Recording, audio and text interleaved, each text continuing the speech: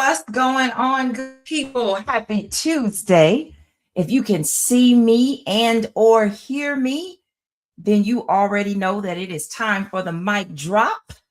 And my OGs have already started doing what they do. They are leading the pack and letting us know where they are chiming in from. So if you are new to the mic drop, be sure to put your city and state in the chat. If you are watching from another country, put your country in the chat. I always love to see where our viewers and listeners are watching from. And if you are new and you don't know who I am, and you just happen to come upon this podcast, which has happened many a time, I am Nishika Melton, Simplified Productivity Strategist. And I am the person that when you are feeling overwhelmed, you are feeling lost, you are feeling stuck, I take you from vision to implementation. I get you across the finish line without all the unnecessary overwhelm and stress.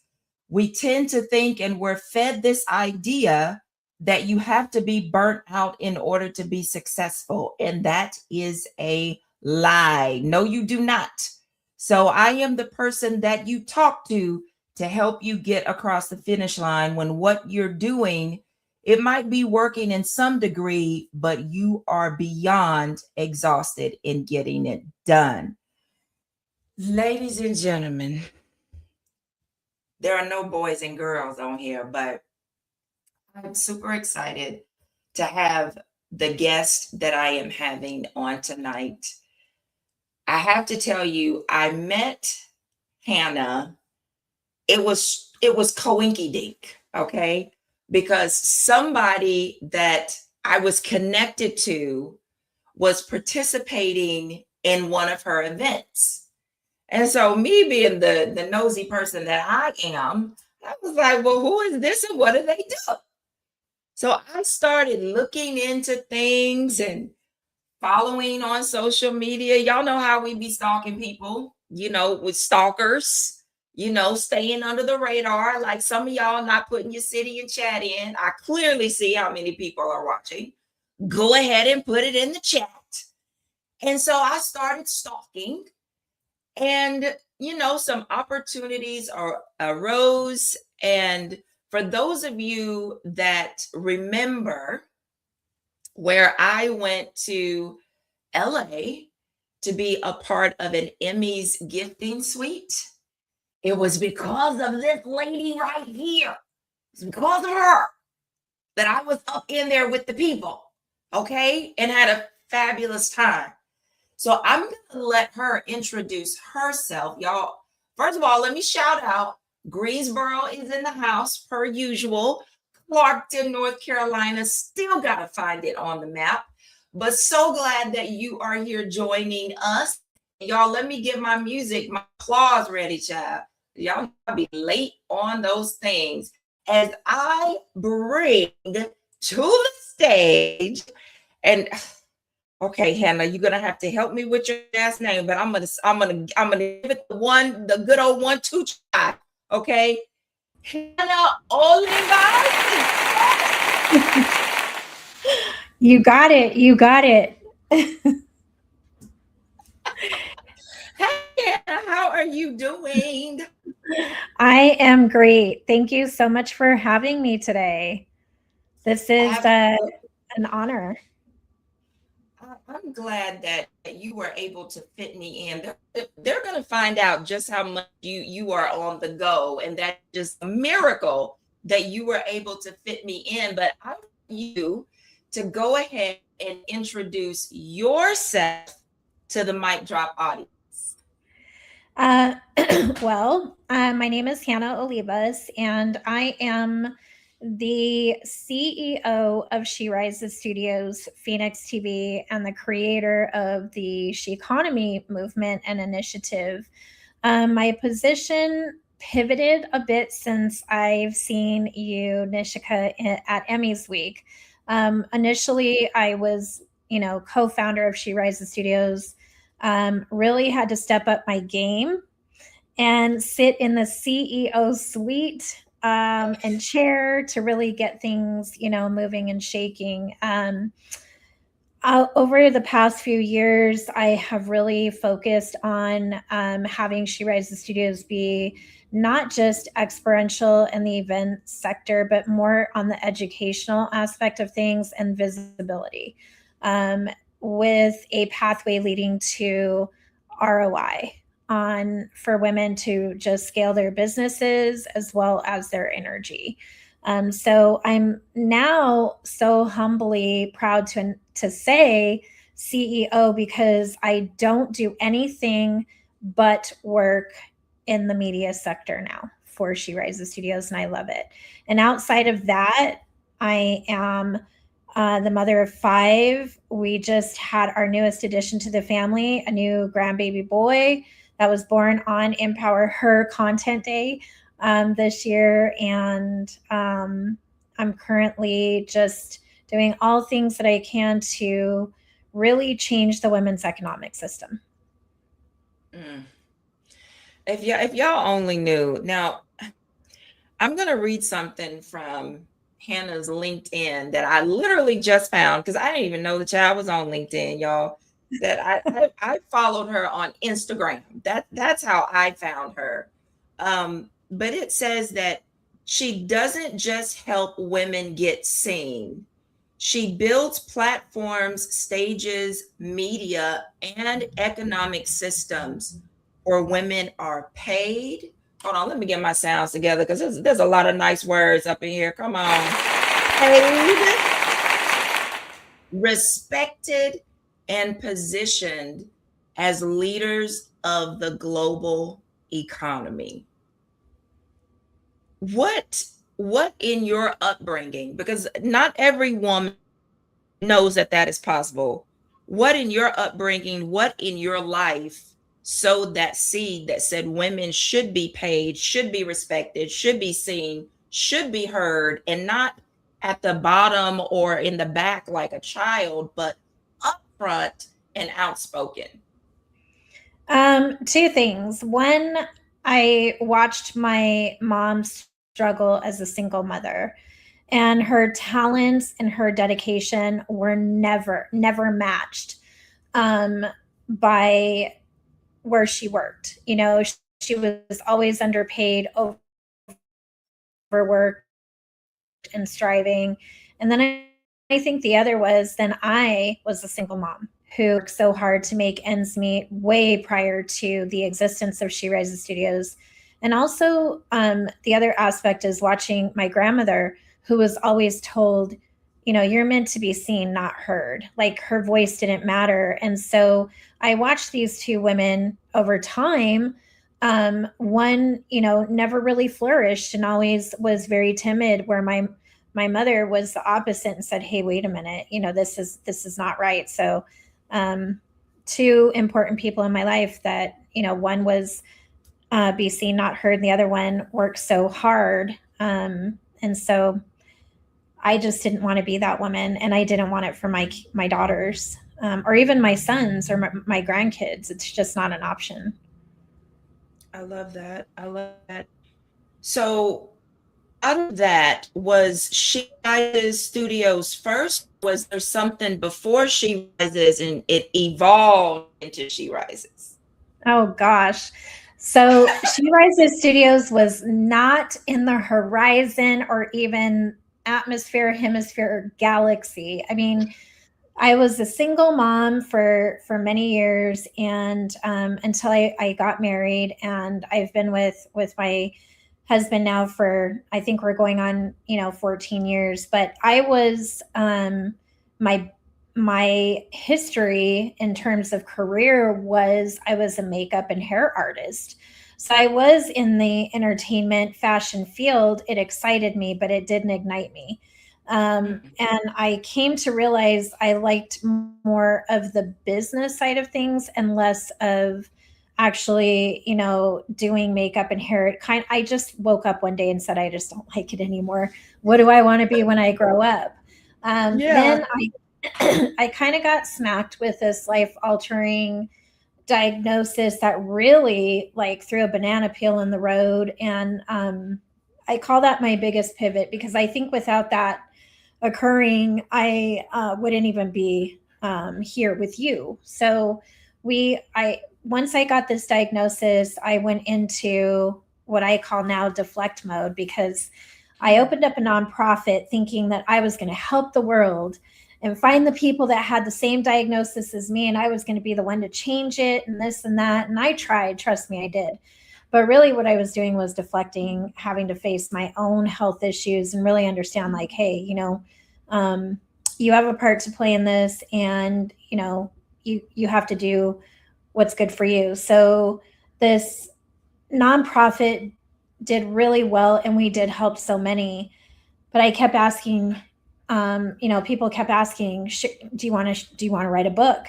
And at that point, I was like, first of all, I didn't graduate high school, and I'm not embarrassed to say that.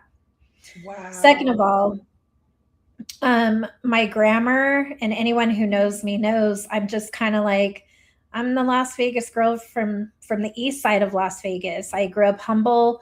My vocabulary was very challenged, and if you ask people now, it still is. So writing a book for me just was not on the radar. But my story found interest because of the diagnosis and because of my position. I advocated for almost 3 years about the medical aid in dying bill. And so it kind of just opened up this window of, would you come speak at this? Do you want to write a book? Can we interview you? And so those things kind of led to other things. And then the pandemic hit.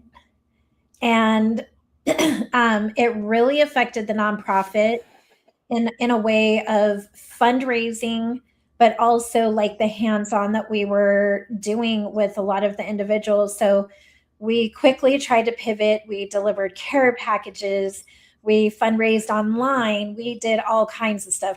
Trust me, it's creative at its finest, creativity.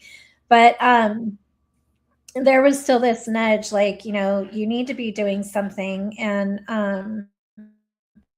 I was sitting with my daughter, Adriana, and I was like, this pandemic has everyone just like, no one knows, right? This was nothing anyone could escape. It didn't matter what side of the planet you were on, it was happening, period. So we were doing a whiteboard session for the nonprofit, and I was like, we should do some like fun thing on Instagram to tell people, especially women, hey, we know, because we're like riding this train with you, and we don't see an exit anytime soon. So we started like posting, cute inspirational quotes. And then I told her, maybe we should write a book. And so it just kind of went from there. The Instagram post led to a podcast. The podcast led to a book. The books led to opening a publishing company. And then it just kind of went from there. So it was never, ever. And I mean, God knew, but I didn't know. Well kept secret. Now, you said that when you were doing hair and makeup, you were excited, but you weren't ignited. Explain the difference with that, because that's a very interesting statement. Well, excited because I traveled a lot. I met some incredible people, but I don't really believe it was ever truly my calling. I think it was just something that really helped me expand my creativity, but it wasn't something that ignited my soul. And I think I always knew from the beginning when I first started that it wasn't going to be long term. And there would be times where, you see all these incredible makeup artists, just like, and trust me, they were so talented and they're so excited, and you could see the light, where with me, I was like, I'm going to do a great job, but I can't wait until it's done. And so I knew it wasn't my calling. It was just a piece of my, I guess, my testimony, so to speak. And so was there ever a moment where Adriana was just like, Mom, too much. You're doing too much. Slow down. Did she tell you that a lot? Every day. Every day. She is what I think our team has labeled her the chaos wrangler, and I would be the chaos. Got it. But Wow. every day, yes. But she's still there supporting. How do you pitch the next idea to her to get her on board? Because I know you're, as a creative, your brain is always going. It just does not rest. And so there's always that new idea and that new thing. So it's like your logic soundboard that you pitch it to, and she'll be like, or yes, green light. It's a combo of both, honestly. Typically what I do now, well, first of all, we went from the mother-daughter duo to a trio. So we brought in my middle son, and he oversees a lot of the day-to-day of She Rises in Phoenix. And so now, instead of me pitching just to Adriana, I have to run it by both of them. And we do it in sessions, and we collectively have to agree on what comes. We try. I think the three of us, it works better because oftentimes, as a visionary and creator, you don't always see what the analytical and logistics look like, right? So I think the balance between the three kind of keeps us honed in. And they have told me no. Matter of fact, they rejected an idea of mine yesterday, and I left a little like, wow, and sometimes I want to pull the mom card, but honestly, it's a good thing. It's good.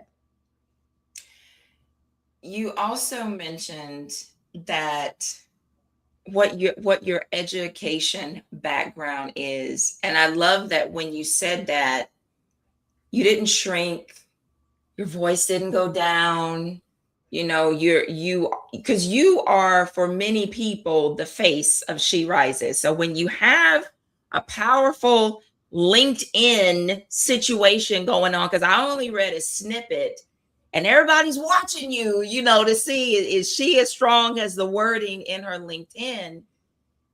What is so empowering to me is that although you don't have the college degree, you don't have the graduate degree, you are a CEO. You have not a business, but businesses, plural. You are, and she didn't mention all this in her intro, y'all. So I'm going to tell y'all what I know. You have books that have been Amazon bestsellers, multiple magazines, like you're doing all the things that a person would assume, that you have all this college education and certification and all this stuff that people chase after, but you don't have it. What sets you apart? Well, I didn't. Oh. I didn't at the time. I've had to go back and humble myself and go back and get some of those things, not because of the accolade, but because of the knowledge. One of the biggest things that became so clear to me, Nishika, I think in 2024, like it was a monumental moment for me as a person, was if I'm going to run a business or businesses, I have to be well educated and knowledgeable in what it is that I'm actually trying to execute personally and professionally. It's funny that we're talking about this because I literally just had a conversation with my husband. I am going to be going and doing some certifications at Harvard. And I said, how funny it's going to be. I think I used the words, it's going to blow my mom's wig back when I tell her, hey, your kid is going to go to Harvard and do some things, because not for She Rises Studios, but for me. I found out internally I'm a nerd. I like to learn. I like to study. And I also love a challenge. And all of that, I mean, don't get me wrong, She Rises Studios has challenged me in more ways than one, but this one's for me. This is for me. So I love that. I think too, over the course of the last 5 years, 7 months, and 3 days of the SRU, we call it the She Rises universe, I have been challenged about being Latina, about being a mixed Latina, about growing up on the east side of Las Vegas, about having humble beginnings. I've been told no just because of my last name or because I don't look the way a certain person wants me to look. Like, I'm so over that, which is why I just dove headfirst into the women's economic system. Because at first, when I would hear women say, hey, we have to fight for a seat at the table, I'm like, no, you don't. But the reality is, we do. And I didn't realize just how much until I was trying to get in some of the rooms. I was trying to have a seat at the tables, and women, not men, women were telling me no. Wow. Yes, wow. Wow. Not men. I hear a lot of women say it's a man's world. I think it depends on who you ask. But this was women gatekeeping me, either seeing me as a competition, seeing me as inadequate, however, whatever it was, I heard it all. And so in 2024, I was like, I've had enough. I'm not going to do this. You don't want to let me in your room because you have your reasons. I'll create my own. Exactly. I'll do my own thing. And so that's kind of what I've been doing. What did that do to you to be standing in front of another woman and knowing that she's the one that's blocking you? Because she could easily let you in, sis, sister, we in this together.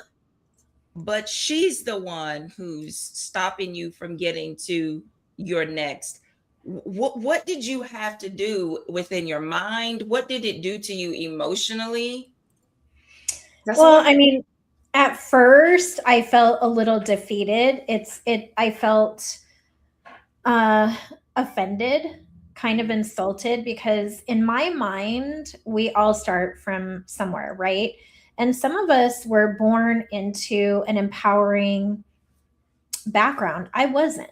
And so mine was kind of survive, fight or flight mode most of my younger years. And so when this started to happen, it was a little foreign, but I used it, and I used it as fuel for my gas tank. Honestly, I'm kind of one of those, when you tell me no, you can't. Oh, I bet it won't work. I'm like, thank you, challenge accepted. So it was more utilized in that way, but there is something that I had to do. You're the first person I'll tell this to. Exclusive. I went to therapy. Wow. And I had to also develop my emotional intelligence muscle. And I do every single day, because when you get rejected, judged, all of that stuff, sometimes it becomes heavy. And it wasn't something like I could just talk out with my husband, because he gets it to a point but doesn't. And then trying to talk it out with Adriana, she's experiencing some of the things that I am. And so I went to therapy and did talk therapy, and actually I really like it. I highly recommend therapy. Yes, therapy is great. And it's kind of funny because the therapist and I have this kind of thing where, so are we talking about, the SRU today, or are we talking about Hanna today? And sometimes it's a mix, but between that and just studying as much as I could about emotional intelligence, and like not letting anything that someone says to me like wrangle me out of character or make me start questioning, like that mindset thing. And I do wholeheartedly believe 100% we as women in business have to have emotional intelligence, because if we don't, you could set it off, right? Because we're human. So I didn't want to be having a set it off moment every time I got told no, and say, hey, you know what? Since you think right? Instead, it's like, all right, challenge accepted. See you in a couple years. We'll be sitting next to each other. I love that. And it's so interesting that you mentioned it because I was talking to one of my friends yesterday and she was talking about how much calmer I have become over the years. So when you just set it off, I'm like, girl, I know what you're talking about. Because at one point in my life, I didn't care about setting it off. I just cared that you disrespected me and you needed to learn not to do that again because that's a dangerous road to be on. And I'm still a work in progress, y'all. For me, uh, I'm glad that you got there. I am I glad don't that know you if I got. got there, but Oh, you're I'm getting there. there. I'm I think it's kind of evolving, right? Because you never know. Like there's just some things that we want to react, right? We're humans. Mhm. I think people forget that. Like when we step into roles of CEO or woman in business or whatever the title is, so I think people just sometimes think we're robotic and we don't have feelings. We don't have a nerve you can get on or, but at the end of the day, I want to remind anyone who's watching and listening, we're humans and none of us are perfect. And I always say this, if you're expecting for perfection for me, good luck. Me too. Because it's not going to happen, at least not this decade, So I think it's always, I think we're just always becoming. That's the best way I could put We it. are. We are. And I think that's a very good way to put it. We are always becoming, always learning, always growing. And in your vein of becoming, with all that you're doing, with the visions that you have had for yourself and for your family, what happened that you had to learn how to not ignore Hannah? Mm. To not ignore me. I think Mhm. there were a couple of things. One was learning the hard way, and choices, like who I was surrounding myself with. As an example, in the beauty industry, beauty and entertainment can be very challenging, right? And there's things, and so I sat and observed a lot, and I was also undermined a lot by fellow artists. And so part of me just wanted to really like lash out, speak out, and say, hey, wait a minute. I went and got the same certifications as you. I'm just as creative and talented as you. But I was always afraid to speak up for myself. And I think that came from always being told, shh, be quiet. By so many different people in my younger years. Mhm. I remember, and this is a conversation I had not too long ago with someone, when I was an only child for many years. And so I always remember playing with my light bright, and now I've just aged myself, and the easy bake oven, but not just Yes. in my room, in my closet, in my room. Like I was just kind of like that shy kid who was afraid to speak up, and talk. And so when I went into the beauty entertainment field, that came with me. But then there was this instance where I had someone hit on me very inappropriately, and it was one of the very first times I ever like really went ham, as some people say, and said, "Hey, wait a minute." I'm not. Mhm. That's not who I am, and like obviously I'm toning it down, but that was one instance where, and then I realized like, wow, I have a voice. Like this is Mm. me. This is. I don't have to take that type of behavior from someone else. I don't condone it for anyone else either. And so I actually got kicked off the set for that, which is interesting because back in those days, everything was hush hush. And so I was removed off the set, but it was like a blessing in disguise because after I spoke up, I actually got hired on to work with Elite. And I traveled for 2 years and it was amazing.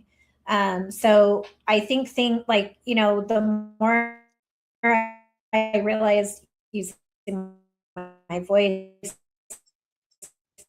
speaking up, knowing like it's okay to stand up for myself, it was okay.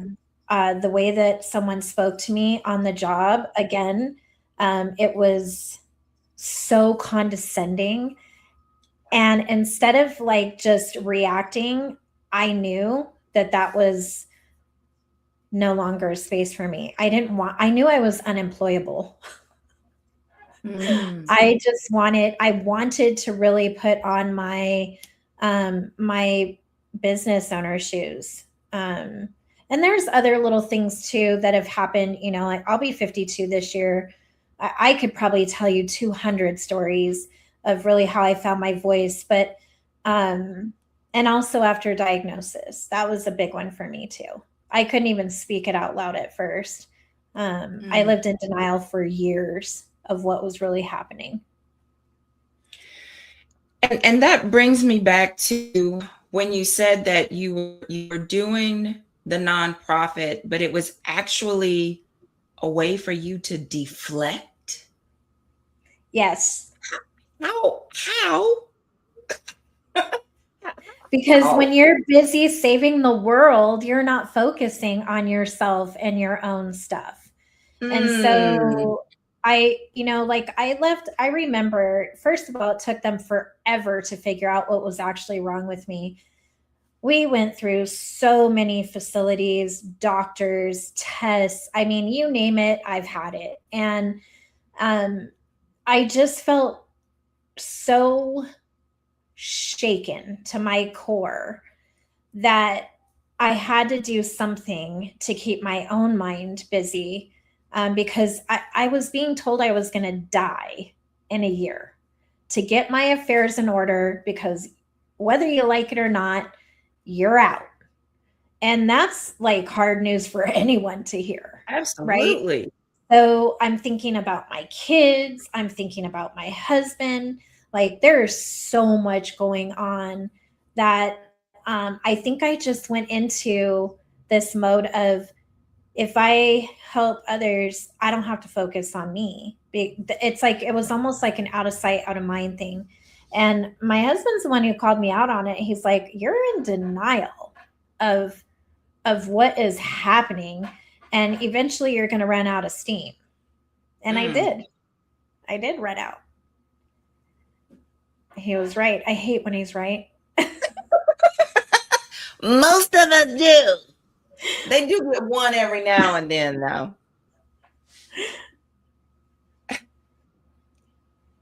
So, and we could probably spend a whole hour just talking about you pulling through that, not just physically, but the mental and emotional, because even with everything that you had going on with the diagnosis, you were still a mom, you were still a wife, you were still building, like all these things are still going on in your life. So,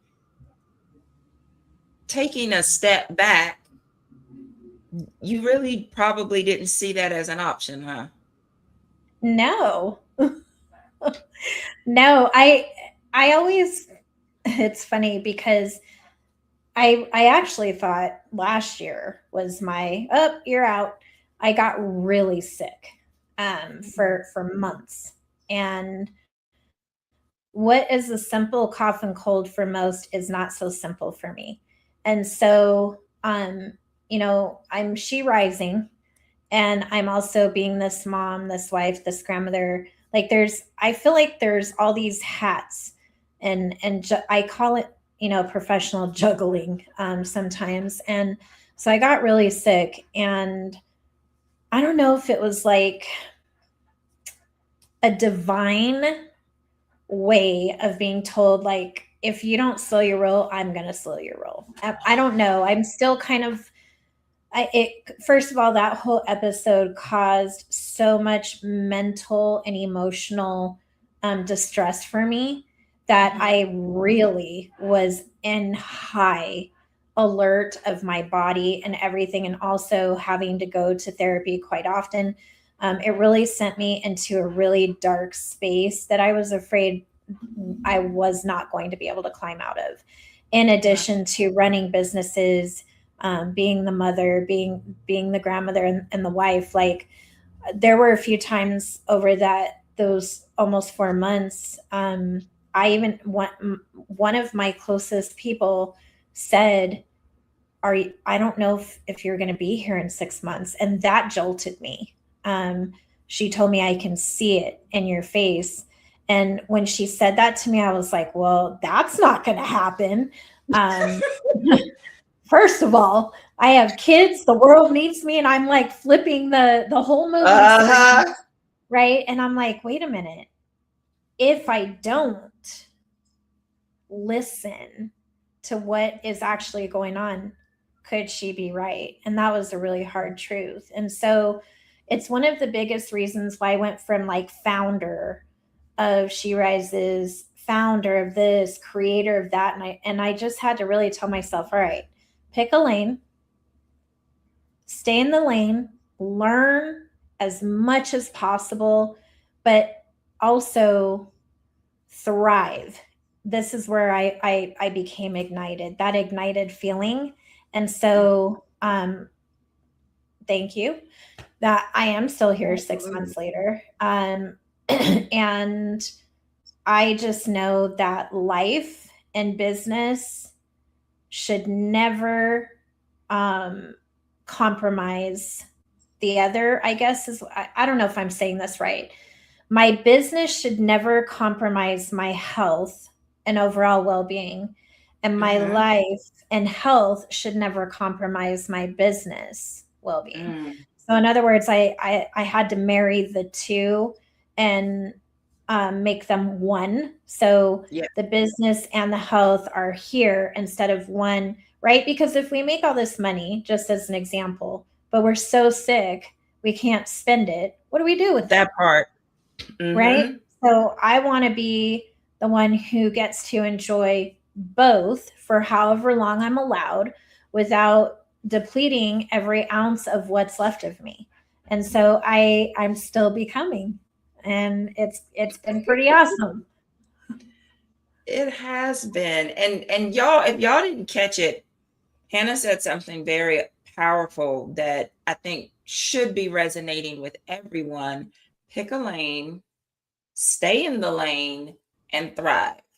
So if y'all have y'all's pen and paper, which if you are ever listening and watching, always have something to write with and write on. Pick a lane, stay in the lane, and thrive. Thrive. I think that's an amazing formula that all of us could live by and apply. Now, in the beginning of this interview, you mentioned a word that I don't think I've heard anybody else say but you. And that is the word she-economy. What does that mean? Well, I call it she-economy because I'm so invested in the growth of women in business. Women in general. Honestly, I don't even need to meet all the powerful women business owners, podcast hosts, celebrities. This one is for the women who are in the workforce, in healthcare, wherever you are. Every single one of us as a woman needs to know our numbers. We need to know our worth, meaning like we're not compromising our worth for, well, we're only going to pay you X, Y, and Z. We want to pay you here, but we want you to perform here. So the women's economic system right now, women make up a little more than half the population on the planet. We also currently control the purchasing power, but most women don't know that. And so the she-economy is all about the education, knowing the numbers, understanding the talents, and everything that comes with being a woman. Because if we did, and this is not to undermine women, this is just a fact. If Yeah. we really truly understood the power that we have, and I don't mean like the ego, I'm talking about like the purchase power. We are the decision makers in most households, and the list goes on and on. If we owned it and utilized it, first of all, the US would look different, first and foremost. Secondly, globally, women would not be pitted against each other, but they would actually work together. There would not be, it wouldn't matter what religion you are, it wouldn't matter the culture you came from, it wouldn't matter the background, because being in the she economy as a sheconomist means you are going to the root, you are finding the issue together so that every single woman in life and in business can elevate their health and their wealth at the same time.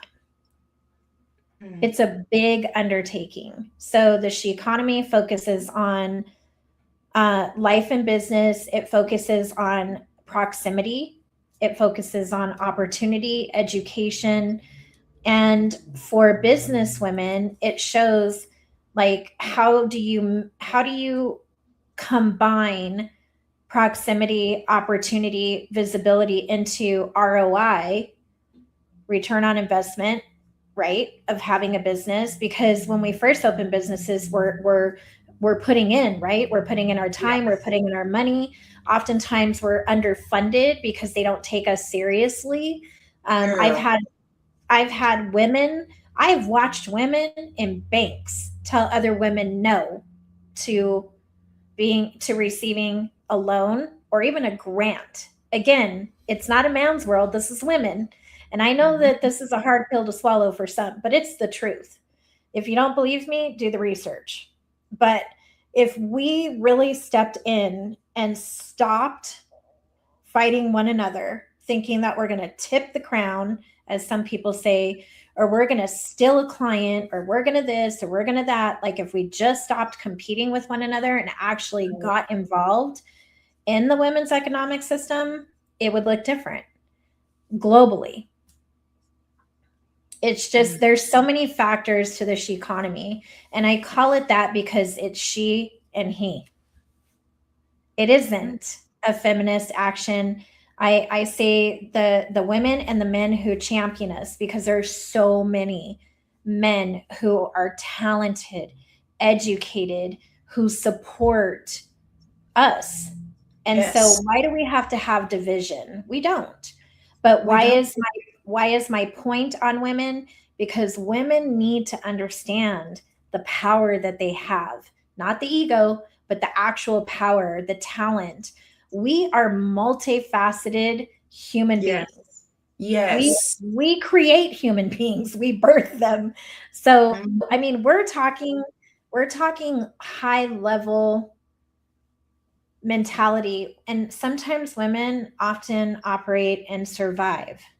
They don't make it to the thrive. So how do we get women to the thrive? We educate them. We elevate them. We celebrate them. We are boots on the ground. So one thing I can say is, for me, I will go and sit 10 hours with a woman who is a custodian, moreover, a woman who is in a C-suite level. I would rather spend my time and dollars and cents on a woman who is wanting to learn, who wants the change, instead of the woman who is up here and thinks like, well, none of that's going to hit me because I'm up here. You're wrong. They all fall down. Absolutely. So how do we keep it from doing that? We have to go to the root, boots on the ground, dive deep into these communities. And I'll tell you this, and I hope everybody hears this, especially Las Vegas women. They are cliquey, mean girl cliquey. And it is so hard. I was born and raised in Las Vegas, and I spent the first 3 years of She Rises Studios in New York City and Los Angeles instead of my own backyard and community, because they didn't want to let us in. Wow. Facts. I hope they're listening, because oh girl, they are. because that's the behavior that stops economies. Like Mhm. we want a diversification here in Vegas. We want to diversify the economy because, we thrive on women of Nevada, but you wouldn't know it, and they don't even know each other. It's wild. I could do a whole podcast episode on that. So the she economy is meant to educate, it's meant to impact, it's meant to grow women in life and business wherever you are. I'm meeting you where you are, and I want everyone to be a part of this economy because, quite frankly, I'm tired of what I see here in our country and in others as well. So it's hard. Have you tossed the idea of making that a whole course? Like I could literally see that being a course on some college campuses. Have you thought about that? It's in the works. It's in the works. That's a whole semester at least worth of learning and educating. My husband and I have gone into, I want to say TJ Maxx maybe, and he was like, "Why is the men's section so small?" I was like, "Because y'all don't buy nothing. And when you do buy something, you're buying for us, and we buy for y'all. They gonna cater to the people that's coming, that's spending money, and it ain't y'all. Look how many men are not here.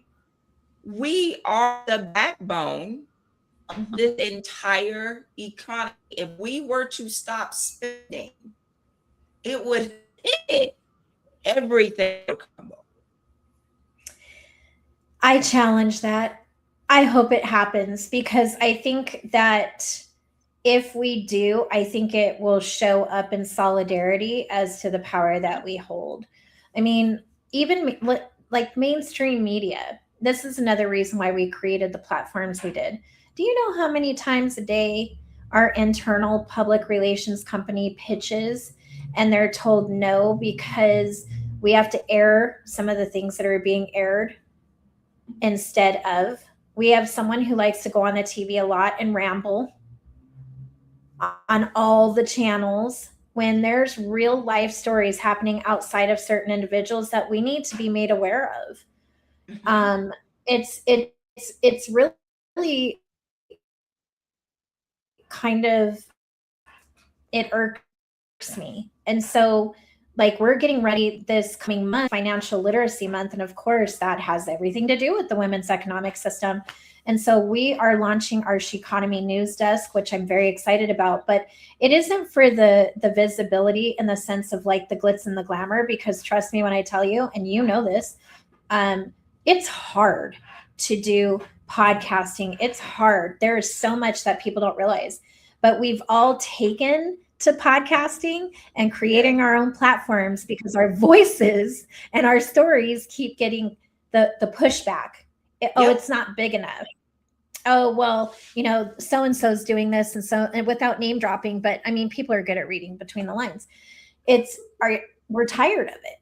So we create platforms where women can be seen, they can be heard, they can absolutely be remembered, respected, and paid what they're worth. Cha-ching. That's kind of, it's just, it has to happen. And if we're elevating, if we're absolutely elevating men along the way. Yeah. It's kind of a no-brainer. So that ignites me. Can you tell? Yes, that is what you are passionate about, and it does come out very naturally. And I hope you all are picking up everything Hannah is putting down. And if you thought that when you saw the word she economy and she rises and oh, why is that? It's not exclusive, it is inclusive. Okay. Mm-hmm. We are elevating everybody. If you support us, great. We support you. But we're not going to allow the bottom of your foot to step on us. Because some of us still set it off.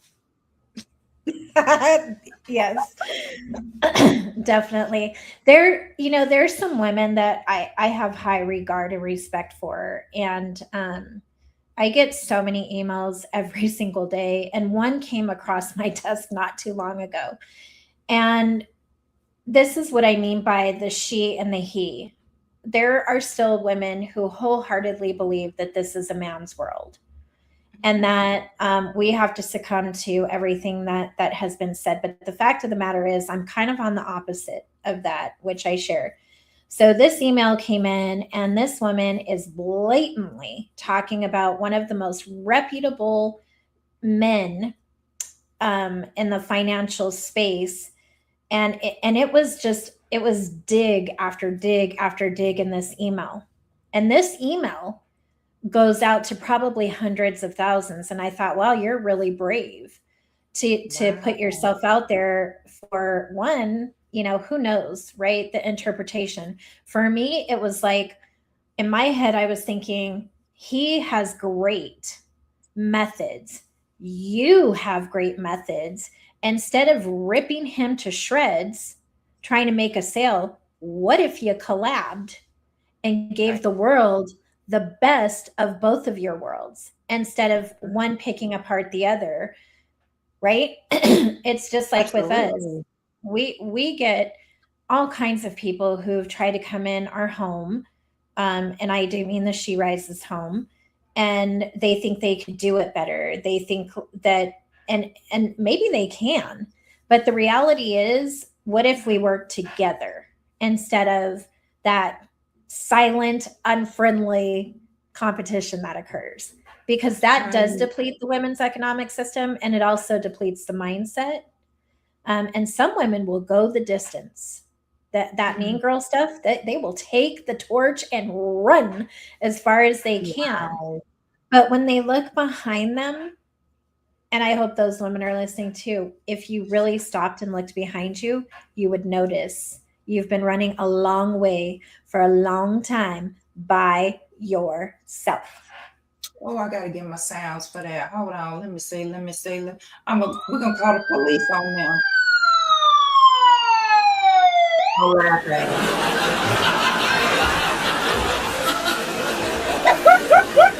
Because you don't do that. No, don't. There's no reason to be the mean girl. There's no reason to be that way, and to exhaust yourself. Collaboration is not competition. We don't have to compete. No, we don't. We never did. It's just, it comes from, it's the root that I was talking about. The roots, our roots. Yeah. Yeah. So we're, if we water the roots, if we take care of them, they'll flourish. But if we do the opposite, then what? And now we're kind of seeing the then what side of things. And so I really hope over the course of the next 5 years, specifically with the she economy, that we will be able, and I do believe that it's already happening, but I think the goal that we've set to um, put into the women's economic system an additional $10 trillion over the course of the next 5 years through the she economy, through She Rises, and all of the other things that we do. It's not me and Adriana in the forefront. It's actually everyone else. Right. I always say we're the caboose now, because we've put in the hard work and honestly, the blood, sweat, and tears, so that now the women who are standing in alignment with us don't have to, because we got told all the no's, we got all the rejections, we got pushed in the mud, kicked down, got back up. And so now you guys, you ladies and gentlemen, get the rainbows and the sunshine, because we went through the storms and the turbulence. And Thank you. I mean, there were times, we would joke and say, I don't see myself coming into work today, to each other. because we were so tired sometimes. And, or we've had what we call WTF, left up for interpretation, but we have those moments. we, Often we still do, because again, nothing is perfect, right? But it can progress. Good can progress, economics can progress, education can. We just have to be willing to trust. We're also in a trust recession galore. And so we have to be able to trust and support and lean in and not be afraid to show our weaknesses. We can't be afraid. I think that even for me, my first year of She Rises Studios, I was afraid to show. That scares me. Now I'm like, that really scares me, but we're going. We're still doing it. Here we go. And Yeah. if it works, it works. If it doesn't, it doesn't. What's the worst? Right. No, that's the mindset we have. There can't be a failure because, like you said, nothing is perfect. So something is going to happen somewhere. It might not be catastrophic, but something is going to happen. We can't have that fear of failure because every experience is a learning experience. That's just the perspective that we have to have. I'm so surprised that in my chat, I mean, y'all are communicating. Questions or evidently questions tonight are just hitting because y'all don't have any questions, and normally y'all bombard with the questions. So what we're going to do now, I'm going to let Hannah get some water, and we're going to pay a couple of bills. Ridiculous, Andrea. Everybody wants this. It doesn't matter what your product or service is. Our audience wants to know who you are. Become a mic drop partner and showcase your product and service on this podcast. Go to www.mindedmybusiness.vip/mic drop. If you are looking for more visibility for your product and or service, this is the place that you want to showcase. Why? Because our audience is vast. Our reach is vast, and it is growing and growing and growing. If you want the visibility, definitely reach out, mindinmybusiness.vip/mic drop. And let's see how we can partner and how we can connect to get you the visibility that you have been looking for. Now, Hannah, I told you that there is something special that we do at the end of every podcast. And y'all don't worry. She's going to give you her information because I know y'all want to connect. But y'all know if I don't go ahead and ask this question, it might not be done. So every guest leaves a question for the next guest. And so and nobody ever knows who's going to be coming after them. So this is the question that was left by last week's guest. And they said, if you could truly be free in every aspect of your life, what would you do to make the greatest impact on others? Ooh. That's a good one. It's a good one for you. I would say it. So if I was truly free, I just want to make sure I heard this right. If I was truly free to do what I want, what would I do to make the biggest impact? Okay. I would travel to places that most wouldn't, and I would build homes. I would build schools. I would do things to provide education and support in places that most would be afraid to go into. I just want to see our world look different. And so I would just want to be in it and not on it. Mm. And that's my goal. I actually have a goal to exit She Rises very soon, here in the next couple of years, and to fully be in the she economy, which would allow me to do that question that you just asked. So I'm really excited for that. But that's what I would do. I tell you, God never fails, because the questions that come up are always perfect for the guest. And obviously, I know who's coming up each week, but the guests never know. And when the person from last week gave this question, I said, "Oh, this is perfect for Hannah. This is perfect for her." Now, what would you like to ask, or what question would you like to leave for next week's guest? Ooh, my question would be, what are you doing currently that will change and impact the next decade? Mm.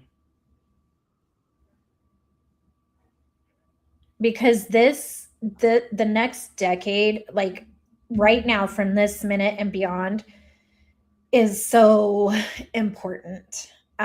Yes. We really are kind of like at this pivotal moment in life where if we do not choose to work together, we're going to be in a world of hurt more than what we're already seeing and experiencing. And I don't want to hear another woman or man say, I can't afford it. Mm. I don't want to hear them say on my next paycheck. I want everyone to be able to afford the life that they truly desire. And also for our younger generation coming, we have such a due diligence to educate these men and women, to elevate them, celebrate them, do impact for good, be on the ground, not on it. Like we're not up here talking to them down here, but level, like having them be where we are, side by side. I always say this: never try to be in front of someone. Link up side by side. Mhm. Raft and all that noise doesn't matter. So my question would be, what are you doing right now that will impact the next decade for good in all areas? It's just we don't have a choice, really. I mean, we do, but if we choose to continue what's been happening, Yeah. pray for us all, because what the work that you're doing, the work that I do, the work we do is going to, one, it's heavy, right? It is heavy. And so we need help. We need everyone to contribute without judgment, without competition. And for the love of all the angels in heaven, we need change on Yeah. so many levels. Like there's just so much, like single mothers, grandmothers who are having to go back to work instead of enjoying their season 3 in life. I mean, there's just so much work to be done. Yeah. We just don't have time to, we keep messing around and we just can't mess around. Everyone thinks that we have this endless amount of time, but do we? I mean, I'm 51. I just grew up 5 years ago. Oh Lord. So, I can relate. you know, I mean, Yeah. statistics say, most women who end up in as business owners and political leadership, et cetera, it's often after the age of 45 plus. But we need stamina. That needs to happen sooner. Like, I want to see a woman president, please. In my lifetime, bring her on the emotional intelligence in the space. So come on. Like enough already. We need a big shift. So I can't wait to hear who answers that. Well, I know who it's going to be. I'll be tuning in. It's a perfect question for them. It always works out. It's so crazy how it works out.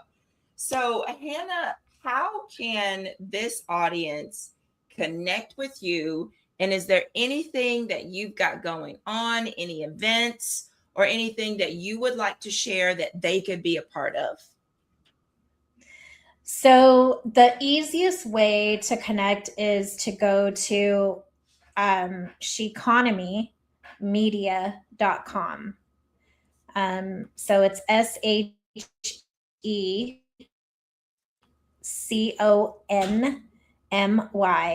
media.com. And you can connect there, of course, SheRiseStudios.com. In terms of events, we are celebrating an event. Does that count? We're going tomorrow. We are on the road to Austin, Texas to go and attend the iHeart Podcast Awards 2026. We're doing a co-branded event with iHeart Radio. We're also attending South by Southwest, which I encourage anyone to get in these rooms. And then, of course, our Empower Her year. We have 13 events planned throughout the year of 2026, 2027, all about empowerment, education, and all of that's on those sites. So we just unite with women who really are up for the calling. And we have platforms. Our doors are open. We just ask that you come in peace and be a part of the change. Love it. So y'all make sure you definitely reach out to Hanna. She is, never know. She's almost like Carmen San Diego. You never know where in the world she's gonna be. So keep up with her the best way you can. But go to her website. Because Hanna is always doing big and amazing things.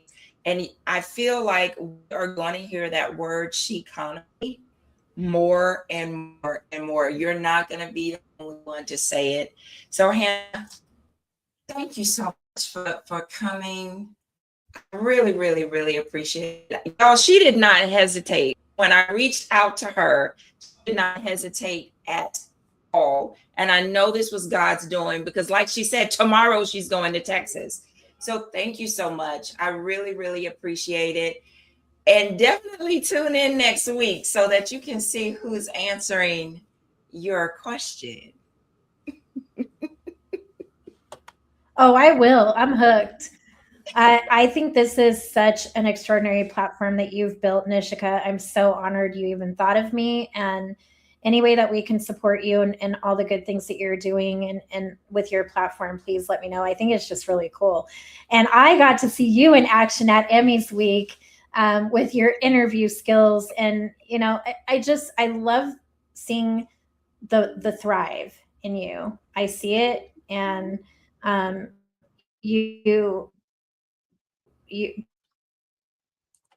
your hosting skills today, chemistry when you're doing these types of interviews. So thank you for even thinking of me. And I could never say no to you. So Y'all heard it. I got it recorded. She said she could never say no to me. I'm gonna say it again. So y'all, we got it recorded. I want to see you at the podcast awards next year, receiving a nomination or an award.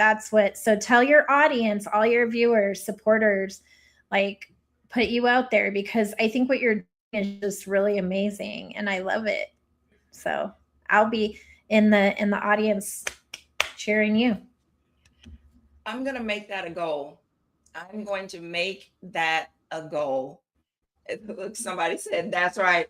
I'm going to make it a goal and I will connect with you to see how that works so that we can see each other again when I'm going across the stage.